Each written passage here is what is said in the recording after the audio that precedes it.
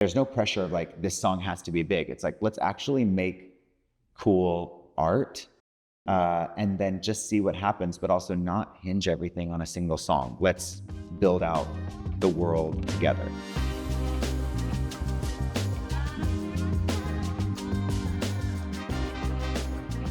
Hey, this is Leland, and you're watching SoundAdvice. Welcome to SoundAdvice. Thank you. So happy to be here. You wear so many hats. Today, none. Just even right now, DJing. But aside from that, like you're a songwriter, producer, you are an artist yourself, you're a composer, founder, started your own studio. When you meet someone for the first time and they're like, hey, what's up? How are you? What do you do? How do you typically introduce yourself? I mean, hearing it all back now, I'm stressed. But I'm like, oh God. I usually just lead with like songwriter. I think it's becoming a bit more broad in the way of just creator. La Roche really crafted something cool for himself when he came up with image architect. I'm not that, but I think there's got to be some hybrid name, because I feel like just creator feels like the right thing, because I love working in a bunch of different fields, so usually under the like entertainment music umbrella, but even I'm curious about things outside of it too. Which would you be most excited to tell your childhood self about? Probably, I mean, definitely songwriter. Just thinking about all of the albums that were so important to me as a kid and growing up, in middle school, high school, the songs that really made me fall in love with music and pay attention to music for the first time. And to now look back and have worked with a lot of those people that I grew up listening to is very, very special. And I think little Leland would be like, are you kidding me? So yeah, I love that. What, is there one thing that you think they would geek out of immediately? Yeah, I think two come to mind. One is working with Rami, Yacoub, who wrote Hit Me Baby One More Time and all of the early Britney and a lot of the Britney. And we wrote a song together for Addison Rae called I Got It Bad. Mm-hmm. And then the other is Cher. That's a wild one. And just because my grandparents and parents love Cher so much, and Cher, my mom was such a big fan of Cher growing up. So that's been really nice. You named a couple, but you've worked with an insane list of artists like Troye Sivan, the Selena Gomez, Sabrina, Demi Lovato, RuPaul. When did you feel in your career this momentum shift? Yeah, I mean, it's wild to hear all those names, because I remember when there were no names, mm-hmm. And that even though a lot of time has passed, it really does feel like yesterday when I was, when I moved here fresh-eyed and not, I wouldn't say jaded, but just didn't really know anything and was pursuing it because it was my dream. And I just was like, I'm just going to figure it out, So when I felt momentum shift, I think was when a song called Hideaway by ADÉLA came out and had its moment. And then at pretty much right after that, Hideaway was still on radio, and it was my first time having a song on US radio, and that was really fun. I was driving from performing at a hotel in Santa Barbara to back to LA, and had been told it was going to get played on the radio for the first time. And I was trying to add Sirius XM to my car, and they were like, open the car doors. I'm flying down the highway. And I was like, I don't want to pull over. I want, and thankfully I got to hear that. And then there was a song called Youth by Troye Sivan, which came out kind of right after. And so there was this weird moment where both songs were top 10 on pop radio at the same time. And to go from none to having two songs on the radio, I felt the momentum shift then.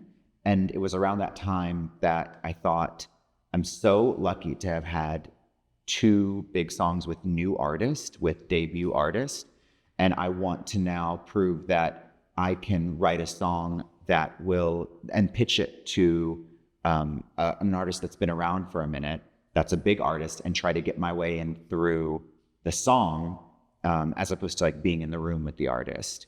And so then I shifted and spent a lot of time and energy with some friends writing some ideas for Selena Gomez. And Fetish was the one that came out of that week or two of sessions. And then it was figuring out how to get it to her. And from writing that song to Fetish coming out was a year and a half, almost 2 years. And so, yeah, the succession of Hideaway, Youth, and Fetish, it felt like 1, 2, 3. It was a really fun chapter. And it gave me momentum and excitement and allowed me to quit my job. I had a full-time job at the same time. So it allowed me to quit my job and focus on music full-time. I feel like you've worked with so many artists at early parts of their career, either have been with them throughout or have helped them kind of debut. What has it been like having like that front row seat? It's really special to have that kind of like quality time with artists when they're at the beginning and get to form that bond and that trust. And it's exactly what you said. You have these beautiful chapters with people, and then you sort of send them on their way, or like let them go do their thing and now promote the music. And you hope that something takes off and that they get super busy and are touring and are doing other sessions with people that they've really wanted to work with for a long time that maybe they couldn't get into in the first chapter. It's a good mental exercise in just knowing that you've got chapters with people, and then sometimes it comes back around, and sometimes you're there at the beginning and there's always things to work on. There's always inspiring artists to work with. So yeah, I've felt really lucky to have both experiences of where there's artists that I've worked with over, 5, 6, 7, 8 years. Troye and I now been working together for almost 11 years. And then there's artists where you've got chapters and then they do their thing and then you work together again. But it's really nice. And so having a front row seat, like you said, to those chapters is special, just to have that time, before they get really busy. Do you mind if we talk about some examples? Not at all. Let's do it. So like currently you're working with ADÉLA. Yeah, I mean, she showed up knowing exactly who she is and what she wanted to say. And it's just the truth. Like, she walked into my studio knowing the album that she's making, knowing the song that she wanted to make. And I was so excited to just sit down and write with her. And also it felt really nice to work with someone who just wanted to take big swings, but not on purpose, but that's just because who she is someone that by nature is kind of fearless and taking big swings. So the first song we wrote together, I believe, was Sex on the Beat, which was mostly with the team of writers and producers that I did Rush with. And in addition to this writer, Liam. And so it was so fun to feel like nothing was off limits lyrically. Nothing was too much. I'm just always thinking in a session, like, not let's take it as far as it can go for shock value, but let's just say it. And if it makes you laugh, keep it in. If it elicits a reaction that is positive, keep it in. If it feels a little scary, keep it in, and then go from there. But with ADÉLA, it was just so second nature for her to just go for it. And we had really great chemistry from the very beginning, and lyrics that I would throw out, she really responded to, and vice versa. And it was just a great team, great chemistry. And so then to see her take those songs and perform them live was so special. And now to see that she's opening for Demi, it's going to be fun to go to that show. And I'm just going to be insufferable because I've got songs with the opener and with the headliner, and that is the coolest, gayest experience that I get to have. You talked about ADÉLA coming in, like, knowing just who she is, so much confidence, this energy that made you super excited.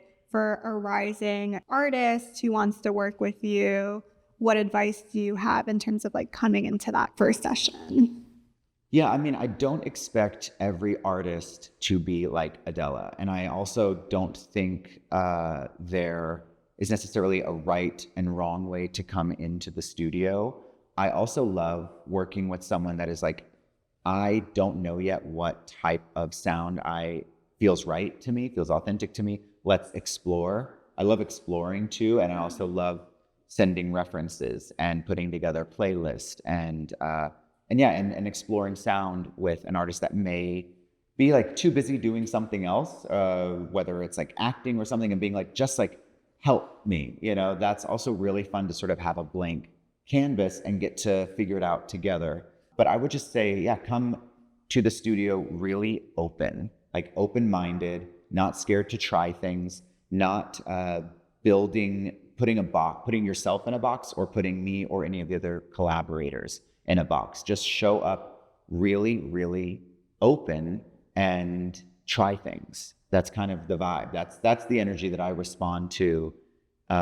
It's just like show up open-minded. Another really cool person that you've worked with who's had an insane year, Addison Rae, nominated for Best New Artist. Yeah. And you worked on Obsessed, which was her debut single. Yes. And it was many listeners' first experience to Addison Rae as an artist. Yeah. Can you talk a little bit about when you're working on a debut single for someone, what goes into that? Yeah, I mean, it does sound pretty scary, at least they're being like, this is the first single. I think you just have to try to not put that kind of pressure. And I think about it as a rollout, as opposed to like, here's the first introduction. It's fun to play with the public musically and know what songs you're holding back, know what moments you're saving. The first single, I think, especially with Obsessed, in such a fun way, it was a pretty polarizing first single. And I just commend Addison so much because she just rolled with it and had so much fun with it and leaned into it. And I think that has been one of her biggest strengths, is to just lean into the experience and keep going. That's really, I think, instead of putting so much pressure on the first single, it's like, no, just remind yourself to keep going, especially if the first single is like received really positively or received initially really negatively or not paid attention to at all. Just keep the momentum going and know that people will come back and find that music later too. But when picking the first single, it is a team choice, or at least as far as like team giving their thoughts. But then ultimately you want the artist to decide, like, what do you feel like going and promoting a bunch? What do you want? Also, how does the song lend to the visual? I feel like, again, going back to ADÉLA, Sex on the Beat is sort of like a dream launch. It wasn't her first single, but it was the start of a new chapter. And that song paired with that visual was just like everything to me. Totally. And I think also when you now, like you said, go back and listen to Obsessed too, with everything that's been out, it really does complete the whole picture and like makes so much sense. And she's doing it live, which is amazing. And it's such a special part of the show. And it's really fun when people come all the way back around, and you're like, just double down, believe in it. It's good, and we wrote that song thinking about I think we say Sunset Boulevard in the song. We wrote the song sort of one block from here. And it was just a really fun experience. And something similar to ADÉLA is that Addison showed up to the studio so open-minded and just ready to play, and also showed up again knowing who she was and what she wanted to do. Definitely also want to talk about Troye, since you guys have worked together for over a decade now. Yeah. What do you think makes an artist-writer relationship last? I would say one of the most important things is not taking anything personally as the writer. And I say that now, having learned so much, and as we've already talked about, having experiences with artists where you're with them for a chapter or with them for a really long time, but knowing that sort of the same way when I work on Drag Race, I bring in different collaborators based on who is right for the job. And so it's just sort of knowing and telling yourself, like, you'll get the call when you're right for the job, And so I think having that relationship of we're friends and like no pressure ever to work together, like, because especially with Troy and I, we work together so much, but we also work on things separately. And so it's just nice to have the best of both worlds, you know, where we've got that special relationship. But I think it's just through listening and knowing how to support my friend as a friend and knowing how to support him as an artist. And because I think we have great chemistry because we love to work, but we also love to not work. And we love to live life outside of music. And I feel like sometimes I exist in this space where I've got one foot in the music industry and one out, because it's really important to me to do other things or to do nothing. And so, yeah, with Troy, it's just a really nice friendship and collaborative relationship, because we just both also wake up early. And so we're sort of working on ideas first thing in the morning. And yeah, we sort of live similar lives in the way of like what's important to us. And so that works really well when it comes to collaborating. And we're also not scared to try new things and to send each other music that is exciting to us. We are both on the same page when it comes to not trying to replicate something we've already done and push ourselves. So that's really nice. I'm going to have to ask, because it's like one of my favorite songs, I think, of all time. It was definitely played so much. Oh, God. One of Your Girls. Aw, yeah. I love it. Did Thank you know at the time how much of a cultural phenomenon it was going to be at? We felt how much we like hoped it would be. We felt like it could be. But I get that feeling on specific songs, and I've had that feeling on songs in the past that maybe that didn't happen for so many reasons, or one reason, or, you know, but with that song specifically, it felt really special, and we had high hopes for that song. And then when Troy told me what the music video was going to be, I was like, this is it. Like, this is so special. What that song represented for me personally was for 10 years now, I've had these two separate lives of working on pop music and working on Drag Race. And this was like, but they kept getting closer and closer and closer. And this was the intersection. I was like, okay, a pop song, and Troy is in drag in the video, and it's directed by Gordon Von Steiner, and Stuart Weinkauf is DPing, and it's just the best scenario all around. And finally, drag and pop have come together for this song in this moment. But yeah, when we were making the song, it felt incredibly special. Troy's mentioned this before, but there was a moment where initially the chorus was longer and had sort of an instrumental break in it. And then he had this epiphany of like what the structure should be and fixed it. And the song came together so quickly, because that's, I think, what we were just struggling with, was the structure of the chorus and how does everything flow. But yeah, there are so many special parts in that song. Being at Primavera when Troy played, I think maybe 2024, and hearing everyone sing that pre-chorus, the face card, no cash, no credit, is just so special. It was really amazing.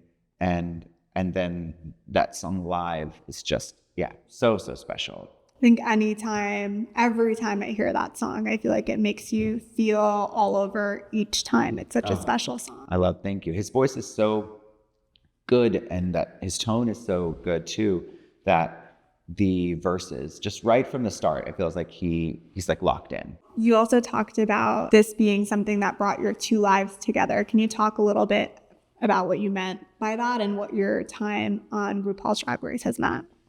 Yeah, I mean, that is a dream job. That's sort of the easiest way to put it. And so, yeah, I've been working on Drag Race for almost 10 years. And it has brought me so many incredible experiences with people and collaborations, and also they are just family at this point, the World of Wonder Drag Race family. And they really, over the years, have seen, I think, even skill sets in me that I didn't know that I had, and been like, no, you're doing this now. And I'm like, okay. You know, I'd never music directed a TV show before, and we did a show called Queen of the Universe in the UK that Graham Norton hosted, and Trixie and Michelle Visage and Vanessa Williams and Scary Spice were all judges, and I'd never music directed a show before, and I just thankfully had like the most amazing team with me, but took charge of the music direction of producing, 75 songs and original songs and medleys, and working with the vocalist. It was a drag queen singing competition. It was sort of like Drag Race meets X Factor. And so, yeah, they've just given me really cool opportunities over the years. And I've loved like sharpening my comedic toolkit, and writing musicals and writing girl group challenges and writing finale songs. And I would say where it started to intersect Drag Race and pop music was when I started bringing in my friends who are big songwriters to do the vocals for some of these Drag Race finale songs. On Willow Pill's season, Willow's winning song was I Hate People, very positive song. And I had my friend Sarah Hudson, who wrote Levitating and Physical and Dark Horse, and who is an icon. And we wrote DJ Play a Christmas Song for Cher together. I brought Sarah in to do the vocals for that song. And the same for Lady Camden. She had a song called I Fell Down, I Got Up, I Won. And I had my friend Jay Hart, who's an incredible songwriter who wrote Company for Bieber. He came and sang that song. So it's just really fun to capture those moments of actually having my friends' voices like forever captured on TV, and then have special moments around them where the queens just give incredible performances. So yeah, Drag Race has been so special. I judged for the first time and it just aired last week. Typically I'll be on camera recording the queens. So this was fun. Rue and everyone made it like the best day ever. And then by the time this airs, a musical called Fanny the Hard Knock Ball, which is a parody of Annie, and Cats the Jellicle Ball, which is on Broadway or about to be, a parody of both of those things combined. And I'm really proud of it, and excited for everyone to see it. You've left an impact on so many of the people you've worked with, and you've also chosen to pursue your own lane as an artist too. Can you talk a little bit about what it's like doing music for you versus doing it for other people? Yeah, I mean, it's definitely easier writing for other people because you get to sort of like, send them on their way to go be the face of the song. And it does feel scarier to put out your own music, because instead of there being this artist sort of standing in front of the song, you are the artist that's in front of the song and doing the song and writing the song. And so I think really what it is now is I've gotten so used to the culture of like everyone's a music critic, and I just want to be a part of songs that I love, and I want to put out music where I'm the artist that I love as well, and not really care what like people think about it. Obviously, if they love it, that's amazing. But just more so when I was talking about artists thinking about the rollout, just applying that to myself as well. I mean, like, I'm just going to put out songs that I love. My expectations have shifted in a way of, instead of just putting all of my eggs in the artist basket, just sort of doing different things that I'm passionate about and letting my artist project be one of those vehicles, where I just put out songs, I get to perform, I can collaborate. The last single I put out called Bad at Letting Go featured Muna, and that was just the best. They're one of my favorite bands. And I worked with them on their album that they're rolling out right now, which is so fun. We did a song years ago called What I Want. I think that was maybe 2 albums ago. And then we have a song coming out together, and I think soon. But yeah, so it's just fun to let someone else take the song and go work it. But it is also really fun to do it myself. And I think why I'm enjoying the experience this time around, and why I want to put out music really soon, is that my friends are helping me with this process.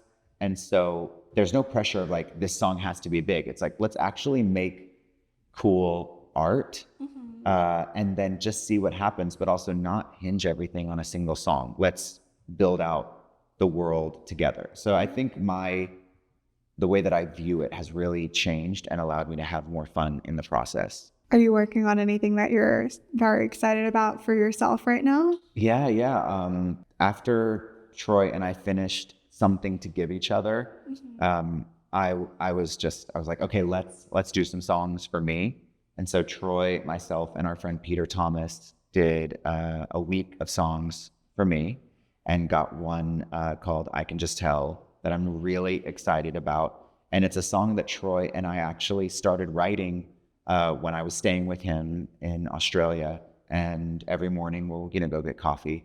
And so we were walking to get coffee, and I started hearing this melody, and we sort of wrote a lot of the song to and from getting coffee, and then brought it back to LA, worked on it with my friend Peter to finish it, and he helped us with the writing and the production.